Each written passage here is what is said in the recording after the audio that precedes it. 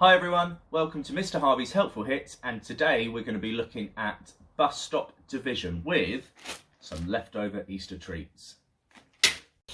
Okay, so to begin with, what I've got is I've got a bag of marshmallows, and these are representing my hundreds. I've got some chocolate buttons, which are representing my tens, and some mini Easter eggs, which are representing my ones. We're going to start with 63 divided by 3, and at the moment this looks like a normal division that we'd look at with using one of our different methods, but what we're going to do today is learn how to use the bus stop. And the reason this is called the bus stop is because it looks like the numbers are waiting at the bus stop. So we've got 63 here, then I'm going to do our division sign in red, which looks like 63 is waiting at a bit of a bus stop. What we're now missing is the other number in our division question here, which is 3, which tells us how many groups we're sharing this into. It's really important to remember that we're sharing these into equal groups, and we're sharing it into 3 equal groups. So what I'm going to do is I'm now going to get my resources. I've got here 6 tens, so that tells me that I need 6 chocolate buttons.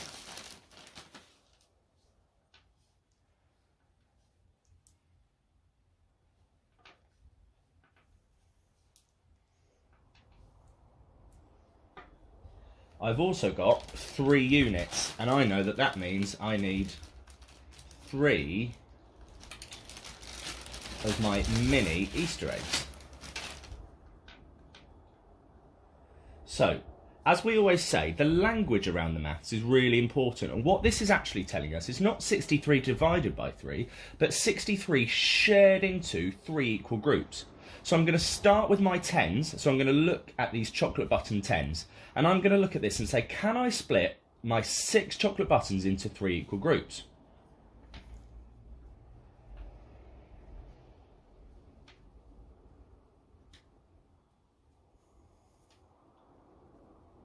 So I've split them into 3 equal groups, and that tells me we've got 2 in each group. With that information, what I can now do is say 6 shared into 3 equal groups gives us 2. Remember, that is 6 tens, because we're using these as tens. It's 60 divided by 3 is 20. We're looking in the tens column, but it's 6 tens. We're now going to move over to the units. Okay, so we've got our 3 units, our 3 mini Easter eggs, which we're going to share into 3 equal groups, which is nice and easy because 3 shared into 3 equal groups is 1. Which leaves us with 63 divided by 3 equals 21. If I wanted to, I could check that I was right by using the inverse. So I could look at 21 times by 3. Because I'm fab at my times tables, I know that is 63. Okay, so we're now going to look at a harder one, and we'll find out in a second why it's harder. But to begin with, we're just going to look at laying it out. So we've got 85 divided by 4. And as we remember, we're going to take that number, put it in its little bus stop, and then I'm going to take 4, because that's what I'm dividing it by, and pop it outside there. So just like last time, I'm going to get my tens and my units. I've got more tens this time. I've got 8 tens. Lots of chocolate for me to eat later.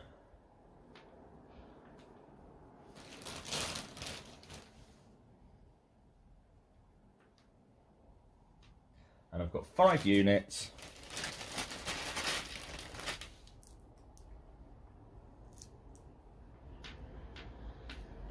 Okay, so that is showing me 85. As we remember last time, we're going to start with our 10s. So I'm going to share those 8 tens into 4 equal groups.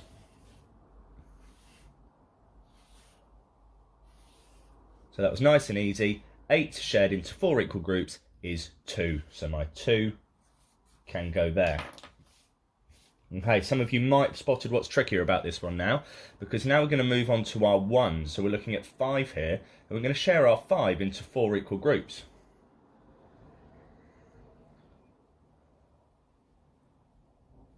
But the problem is we're left over with 1. And this 1 can't fit into my 4 equal groups. It's too small for me to cut up at the moment. We're not quite working on that yet. So we've got 1 left over. We've got a remainder of 1, and that's the language we're going to use. To show this on our bus stop method, we know that in each group we've got 1, and if you remember, we've got 1 left over, or remainder. So we're going to do a little r to show remainder, and then we put our 1 there. So 85 divided by 4 is 21, remainder 1. But now I'm going to look at another one. We're going to look at 360 divided by 8. This is different because it's 3 digits. Don't worry about that. Working with hundreds, tens and units is the same as tens and units. You're always going to start with this number's furthest to the left in our place value, so it's just exactly the same. I've already set this one out. Here's our number, 360. He's in his bus stop, and we're dividing it by 8. We're sharing it into 8 equal groups. So I've got 300s, our first few of the marshmallows. I've got 6 tens, and we've got no 1s there. We've got 0 1s. So the first thing that we're going to do is we're going to see, can we split these 300s into 8 equal groups? And to prove that we can't, I've got a grid here with 8 equal groups. We've got 5 blanks there. So as much as we can start putting the hundreds away, we've still got 5 blanks. So 3 cannot be shared into 8 equal groups. So what we need to do is we're going to exchange. We're going to exchange those 300s for 30 tens, because as we know, 100 equals 10 tens, therefore 300 equals 30 tens. So I've already got this prepared. I've got 30 tens in this bowl, so I'm going to swap my 300s for 30 tens, and I'm going to add that onto the tens I've already got. This is where it starts to look a bit messy. What this looks like down here on our bus stop method is we're going to cross out our 300s because we've no longer got 300s, but we can add on those 30 tens to our 6 tens. So we're just going to pop a little 3 there, just like we do in other column methods. I know it looks very similar, but it's really important that we go through that process of crossing out the hundreds and writing the tens, so we're really understanding that mathematical concept of exchanging 10 tens for 100, or in this case 30 tens for 300s. So I've now got 36 tens which I need to share into 8 equal groups. So because there's a lot of groups, I'm going to bring this grid back. I'm going to do 2 at a time.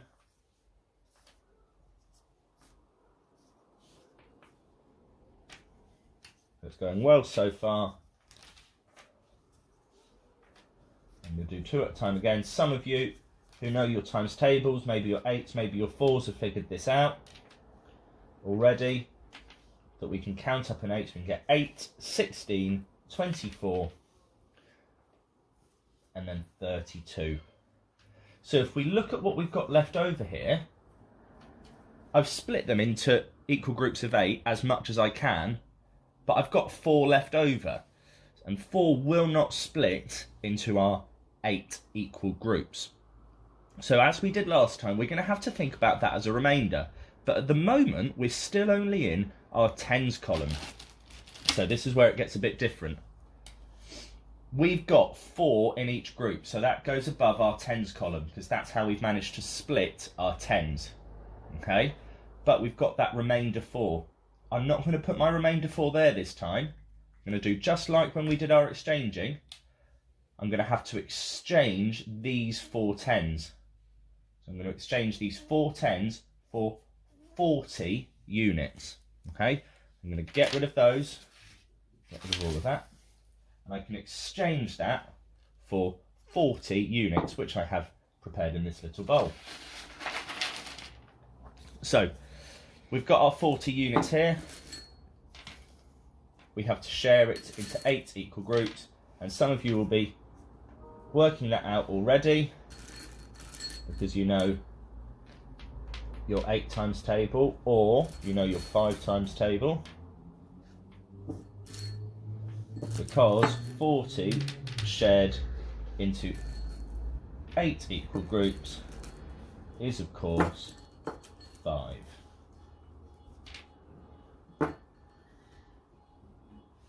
So there we go, just to prove it. There's our 40 units shared into 8 equal groups, and that gives us 5. So we can put our 5 in our units. So therefore, 360 divided by 8 is 45. Because that was a slightly trickier one, we're just going to check that quickly with the inverse. So we're going to do 45 times by 8. So I'm going to do 8 times 5, which I know is 40. I'm going to do 8 times 40, which I know is 320. And I'm going to add on that 40, which gives me 360. So I've checked it with the inverse. I know it's correct. 360 divided by 8 is 45. Okay, thanks for watching. Hopefully that all makes sense to you. If it doesn't, don't worry. Send me an email. Ask me any questions you've got and we can work something through. Apart from that, have a great day, everyone.